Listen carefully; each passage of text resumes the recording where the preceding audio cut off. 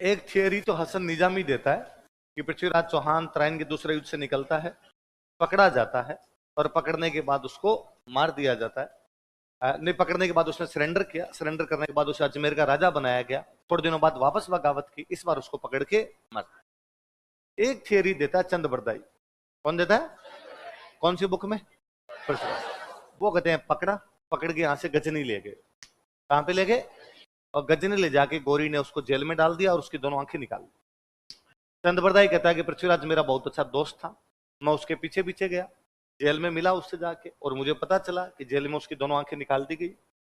मैं गोरी से मिला और मैंने गोरी को जाकर कहा कि गोरी, हमने तेरे को पकड़ा था और तेरे को वापस छोड़ दिया था, और तूने हमारे राजा को पकड़ा और पकड़ के इसकी क्या निकाल दी?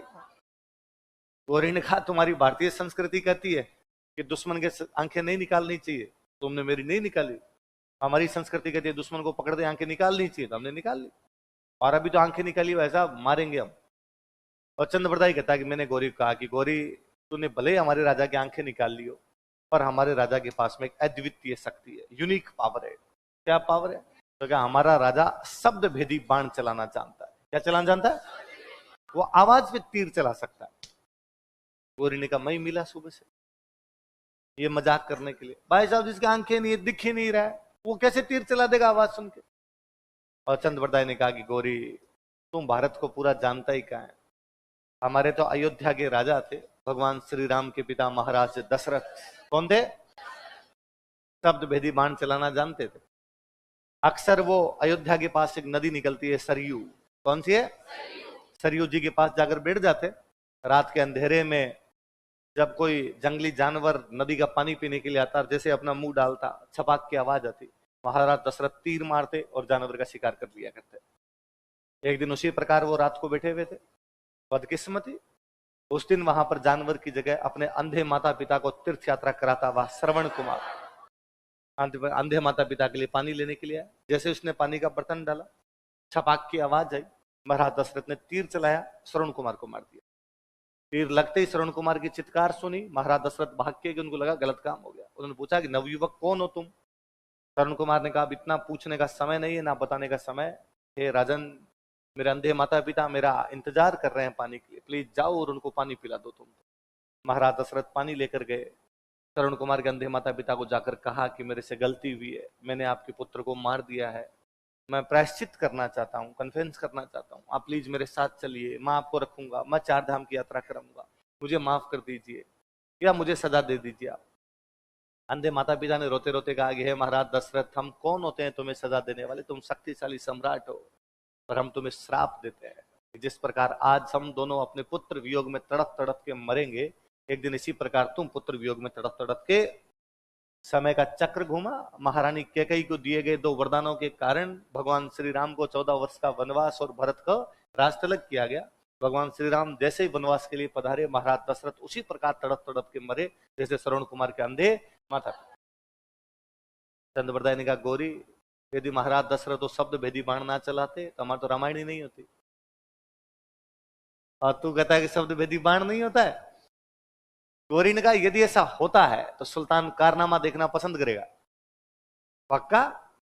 2 दिन बाद में सुल्तान एक स्टेज पर आके बैठा, मंच पर आकर बैठा, इधर पृथ्वीराज चौहान को खड़ा किया, सामने घंटी बांधी गई कि घंटी पर जैसे ही टन की आवाज आएगी और पृथ्वीराज चौहान को वहां पर तीर चलाना है। और चंद्रबरदाई कहता है कि मैं वहीं खड़ा था और मैंने पृथ्वीराज चौहान को कहा कि पृथ्वीराज, अपने घंटी पर तीर चलाने की कोई आवश्यकता, कि गौरी बैठा तेरे बराबर में, गौरी को सल्टा दे आज। और पृथ्वीराज ने कहा कि यार अब मुझे पता नहीं वो कितनी दूरी पर बैठा है एग्जैक्टली, जब दूरी नहीं पता हो तब तक मुझे क्या पता चले किधर तीर चलाऊं। और चंद्रबरदाई कहता है कि मैं बता दूंगा। 4 बांस 24 गज अंगुष्ठ प्रमाण, ताऊ पर सुल्तान हर मत चुके चौहान। 4 बांस लगा दे इतना, 24 गज, गज होता है गज फुट अपने नापते हैं, 4 बांस 24 गज, अंगुष्ठ 8 अंगुलियां, 4 बांस लगा दे, फिर 24 गज और बाद में 8 अंगुल, इतनी दूरी पर गोरी बैठा हुआ। 4 बांस 24 गज अंगुष्ठ प्रमाण, ता ऊपर सुल्तान है, इतने के ऊपर कौन बैठा है? मत चुके चौहान, आज चौहान चूकी। आगे पृथ्वीराज ने तीर चलाया और तीर चला के गोरी को मार। गोरी के सिवाय जब तक पृथ्वीराज को और मुझे मारते, हम दोनों ने एक दूसरे को मार दिया। तो ये कहानी सुनाई किसने?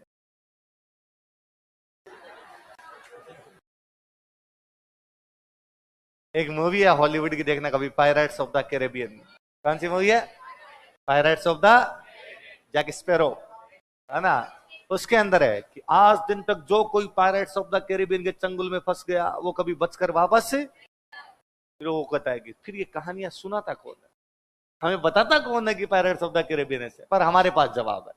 हम कहते हैं कि चंद बरदाई के बेटे थे, उनका नाम था जलहण। क्या नाम था? और हम कहते हैं पृथ्वीराज रासो को आगे जलहण ने कंप्लीट किया था, उन्होंने कहानी बताई। पर पृथ्वीराज रासो में भयंकर झोल है। कहानी ये है कि राज प्रशस्ति लिखी गई थी 1676 में। कब लिखी गई थी?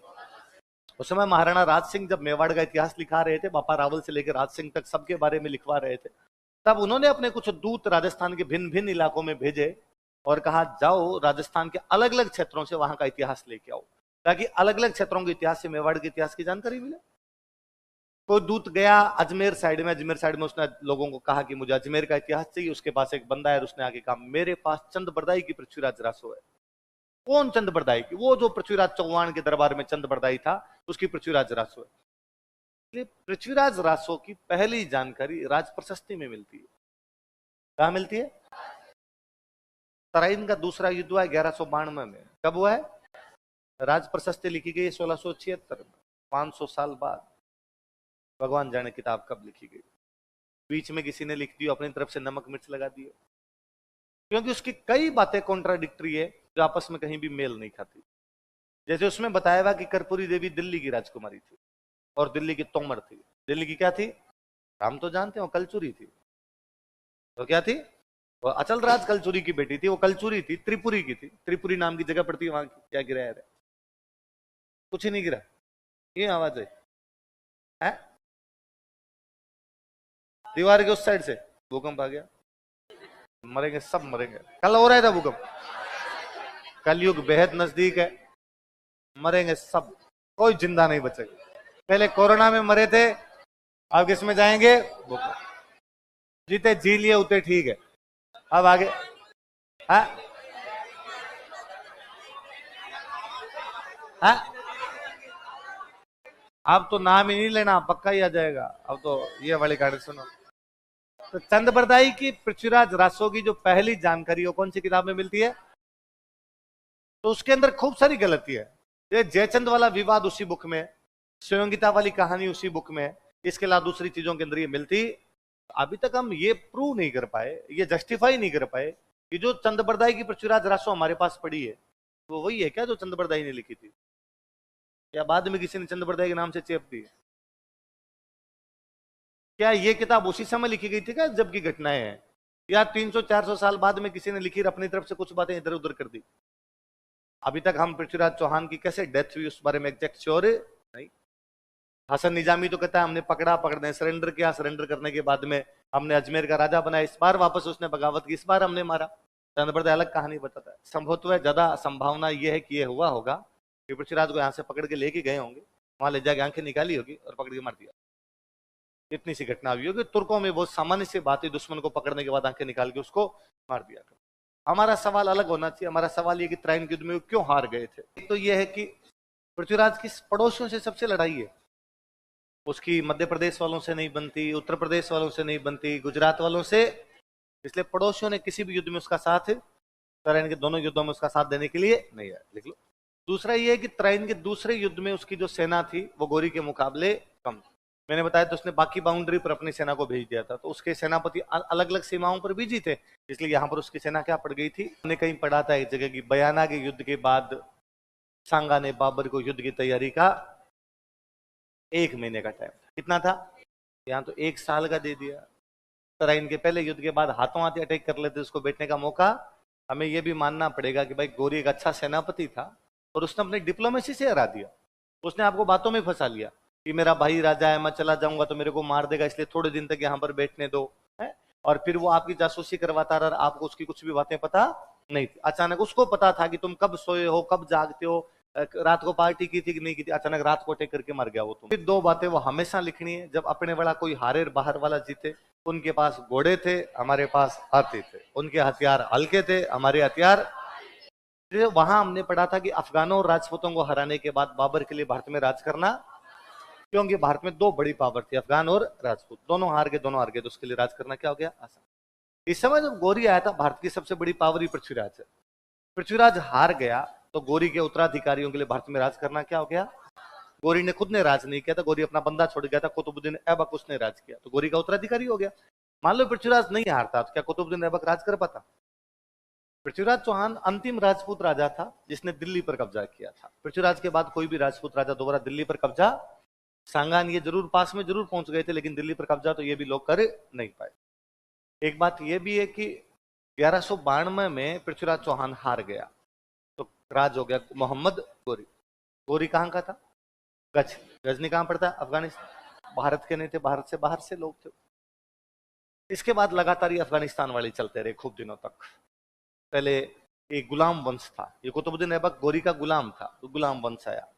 गुलामों को हटा के आगे खिलजी, कौन आगे, वो अफगान थे। उनके बाद आगे तुगलक, वो थे। सैयद आ गए, वो थे। फिर लोधी आ गए, वो थे। लोधियों के बाद आगे मुगल, कौन आगे, उज्बेकिस्तान से आए हुए लोग थे वो, तो वो भी विदेशी थे। मुगलों के बाद आगे अंग्रेज, वो भी विदेशी थे। मतलब 1192 में भारत का राज विदेशियों के पास चला गया। 1947 तक उनके पास ही, 1192 से लेके 1947 तक भारत का कोई बंदा वापस भारत पर राज, एक विदेशी शासन की सीरीज शुरू हो गई थी, वो कब तक चलती रही, 1947।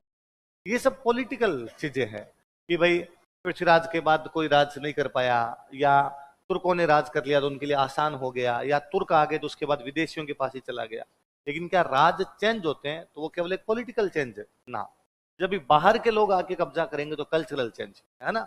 कल्चर में दोनों प्रकार के चेंज आ सकते हैं, आइदर पॉजिटिव और सकारात्मक भी हो सकते हैं और नकारात्मक। हमने भी देख 77 में वो राजा बनता है, तब वो 11 साल का है, 1192 में डेथ होगी, ले देखे 1166 में पैदा हुआ है, 1192 में मृत्यु होगी, कितने साल हुए, 26 साल के लड़के में भी सेंस था कि कला और संस्कृति बचनी चाहिए। इसलिए हम उन लोगों को याद करते हैं। उम्र लंबी नहीं बड़ी होनी चाहिए बाबू मोसा, है ना। आप 100 साल जी के गए, वे लखनऊ की तरह जी गए, क्या मतलब निकला। आप 26 साल जी के गए केवल, और भारत में भले कोई इतिहास पढ़े या नहीं पढ़े, पृथ्वीराज को जानता जरूर है। भले अजमेर के चौहानों का स्वर्णकाल विग्रहराज का टाइम रहा होगा, विग्रहराज को आप तभी जान पाते हैं जब आप इतिहास पढ़ते हैं। पृथ्वीराज के लिए आपको इतिहास पढ़ने की कोई आवश्यकता, इसका मतलब कुछ तो उसकी अलग चीजें रही होगी कि लोगों के दिमाग से आज भी वो बंदा निकले, क्योंकि वो तराइन का दूसरा युद्ध हारा है, विग्रहराज को युद्ध हारा भी नहीं है। उसने कहा मैंने मलेच्छों को मार मार के अटक के पार भगाया है, और मैं चाहूंगा कि मेरे उत्तराधिकारी उनको अटक क्रॉस है। पृथ्वीराज ने अटक क्रॉस कर लेने दिए, वो हार गया तो अटक क्रॉस छोड़ के वो दिल्ली आ गए थे, लेकिन फिर भी हमें याद कौन है। इसका मतलब उसने उस 26 साल की बहुत छोटी सी आयु में कुछ ऐसा किया है कि लोगों पर उसके प्रभाव लंबे समय तक जारी रहे। उनमें एक प्रभाव ये है कि उसने कौन सा डिपार्टमेंट बनाया, का नाम भी याद रहेगा तो आप बता दोगे। जयानक की बुक का नाम क्या है, बड़ी शानदार बुक है, इसकी बातें सारी की सारी सही है, पर ये बुक तराइन के पहले युद्ध पर जाके समाप्त हो जाती है। ये तराइन का पहला युद्ध हुआ, पृथ्वीराज चौहान ने गोरी को हरा दिया, हैप्पी एंडिंग।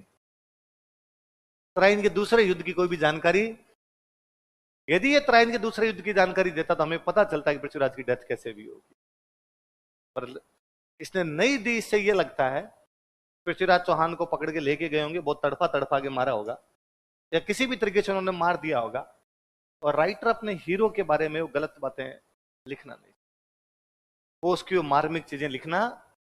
ये कुछ MS धोनी की मूवी की तरह है। MS धोनी वाली जो मूवी थी वो 2016 में आई। कब आई, 2016। मूवी एंड हो जाती है 2011 पे, यहां पर एंड हो जाती है 2 अप्रैल 2011, Wankhede stadium Mumbai, world cup final 2011, India versus Sri Lanka. और सीधा उधर से कौन, कुलाशेखरा था बॉलर उनका, कुलाशेखरा बॉलिंग, उधर से रवि शास्त्री की आवाज आती है, Dhoni finish in his style, party begins in the dressing room. छक्का मारा, इंडिया जीत गया, ड्रेसिंग रूम में पार्टी शुरू, मूवी द एंड। 2011 के आगे का धोनी का जीवन नहीं बताया हुआ, क्योंकि उसमें रन नहीं बनाए थे। मूवी धोनी के बारे में बुरी बातें बतानी, उसने कहा हैप्पी एंडिंग यार, जीत गए थे, रेडी है मामला, आगे क्यों बताना है, यहां तक सब जो अच्छा अच्छा है वो सब बता दिया जाए। ये क्या है, जयानक के पृथ्वीराज रासो है। वो त्राइन के पहले युद्ध पर जाकर क्या हो जाती है, समाप्त। और जानकी पृथ्वीराज विजय कहीं भी चंद बरदाई की पृथ्वीराज रासो से मेल नहीं कर रही। जानकी पृथ्वीराज विजय की बातें उस समय के बाकी सोर्स से मिलती है, चंद बरदाई की पृथ्वीराज रासो की बातें बाकी सोर्स से मिलती। इसका लगता है कि हिस्टोरिकल फैक्ट यदि किसी बुक में सही है तो किसमें है? चंद बरदाई की पृथ्वीराज रासो हिंदी का बहुत अच्छा काव्य हो सकता है, राजस्थानी, वो राजस्थानी थी, अब उसको हिंदी बोलने लग गए, वो राजस्थानी का बहुत अच्छा काव्य हो सकती है, वो हिस्ट्री एग्जैक्टली हिस्टोरिकल फैक्ट उसके अंदर नहीं पले पड़ गया। सॉरी, अदूरदर्शी राजा क्यों? तब जब आपने गोरी को गिरफ्तारी कर लिया था तो जेल में डाल देते, मार देते। जब त्राइन के पहले युद्ध के बाद उसकी सेना भाग रही थी, पीछा करते आप, अटक के पार भगा के आते, आने ही नहीं देते, सेना को, भागती हुई सेना को मार देते। हम कहते हैं उसने ऐसा नहीं किया, इसका मतलब दूरदर्शी, उसको सोचना चाहिए था यार ये सेना वापस आ जाएगी, मार देते हैं इसको। और यदि वो गोरी की चालाकियों को समझ जाता कि गोरी ने उससे कहा कि मैं भाई का वजह से यहां पर बैठा हुआ हूं, उसकी जासूसियों की तरफ भी ध्यान नहीं दिया, इसका मतलब कमांडर अच्छा। तो दो एलिगेशन है, कौन कौन से एलिगेशन है? एक तो यह है कि आप कहते हो कि वो सेनापति अच्छा नहीं था, और वो त्राइन के दूसरे युद्ध से पहले किसी युद्ध में हारा ही नहीं, और त्राइन का दूसरा युद्ध युद्ध नहीं है, विश्वासघात है। आप रात को सोते हुए किसी को मार सकते हो भाई साहब। यदि वो इतना बुरा सेनापति होता तो त्राइन के पहले युद्ध में भी हारता, इतना बुरा होता तो फिर वो भीम चालुक्य से भी हारता, इतना बुरा होता तो परमादेव चंदेल से भी हारता, वो जयचंद से भी हारता, उसने सबको भगा भगा के मारा। इसका मतलब उसको अपरिपक्व सेनापति। दूसरा आरोप उस पर हम ये लगाते हैं कि वो एक अदूरदर्शी राजा था। क्यों? तो एक तो भागती हुई सेना पर आक्रमण नहीं किया, और माफी मांगने पर उस दुश्मन को छोड़ दिया। पर हम ये कहते साहब ये उसकी गलती नहीं, ये उस समय की भारतीय संस्कृति के आदर्श थे। भारतीय संस्कृति कहती है कि यदि कोई माफी मांग ले तो उसको छोड़ दिया जाना चाहिए, और दुश्मन की भागती हुई सेना पर आक्रमण सकते हैं क्या, उसको ऐसा कर लेना चाहिए था। 1192 में ऐसा कोई सोचता भी नहीं था, और उस समय यदि कोई ऐसा कर लेता तो उसकी आज हम बात ही नहीं करते, और हम गालियां निकाल रहे होते, उस समय के लोग गालियां निकाल रहे होते। हम आज का फीता लेके उस टाइम को नाप, उस टाइम के सोशल वैल्यूज अलग थी, आज के सोशल वैल्यूज अलग है, आने वाले समय की सोशल वैल्यूज है ना। कि मैं कहता हूं भाई आज जो है, आज कहीं ना कहीं अपने अंदर है कि भाई ज्वाइंट फैमिली में रहना चाहिए, है ना। भले रह नहीं रहे पर हमारे मन में तो है कि भाई दादा दादी के साथ रहना चाहिए, मम्मी पापा के साथ रहना चाहिए, चाचा चाची के साथ रहना चाहिए। धीरे धीरे जैसे जैसे सरकारी नौकरियां आ रही है बढ़ेगी, जैसे जैसे बिजनेस में और लोग जाएंगे, अलग अलग इस प्रकार की जो भी इकोनॉमिक एक्टिविटी बढ़ेगी, अलग अलग लोग रहने लग जाएंगे, वैसे न्यूक्लियर फैमिली जाएगी। जैसी फैमिली आएगी सिंगल सिंगल रहने लगेंगे, इस प्रकार लोग साथ साथ में रहेंगे। तो आज के 4 पीढ़ी बाद, 5 पीढ़ी बाद जब लोग यूरोपियन कल्चर आ जाएगी, लोग अलग अलग रहने लग जाएंगे, तो क्या 5 पीढ़ी बाद वाले अपने को गालियां निकालेंगे? यार हमारे दादे परदादे बड़े बेलखने थे, बूढ़े बूढ़े हो गए तो भी माँ बाप के साथ ही घूमते रहते थे, है? क्योंकि यूरोप में तो अभी भी है कि जैसे आप 16 साल के हो गए आप घर छोड़ के जाइए, आप यदि नहीं जाते हैं तो घर वाले धक्के मार के निकालते हैं, क्या कर रहा है, तो जिंदगी भर ठेका लिया है तेरा कि तेरे को हम पालते घूमेंगे। और दिलीप सरन सुनाते हैं कि पहली बार रूस घूमने के लिए गए, और वहां जो गाइड था, उस गाइड ने एक दिन, अब आप 4-5 दिन गाइड के साथ रहते हैं तो वो भी आपका दोस्त टाइप का हो जाता है, उससे पूछा कि तेरा घर कहाँ है, तू कहाँ रहता है, क्या है? उसने कहा ये मेरा घर है मॉस्को में, और मेरा घर यार बहुत छोटा है।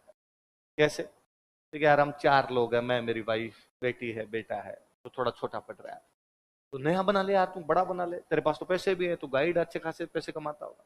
उसने कहा हाँ यार सोच रहा था, फिर मैं सोचता हूँ कि मेरी बेटी 16 साल की होने वाली है, तो 16 साल की होती है वो घर छोड़ के चली जाएगी, फिर 3 के लिए तो पूरा ही हो जाएगा, तो कहाँ चली जाएगी वो जाने, कहाँ रहेगी वो जाने, किसके साथ रहेगी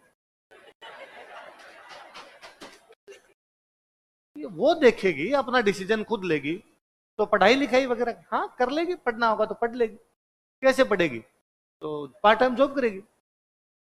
इसलिए यूरोप वाले विदेशों में जितने टावर है ये सारे के सारे पार्ट टाइम जॉब करते हैं। कोई पेट्रोल पंप पे तेल भर रहा होता है, कोई झाड़ू पोछे लगा रहा होता है, कोई किसी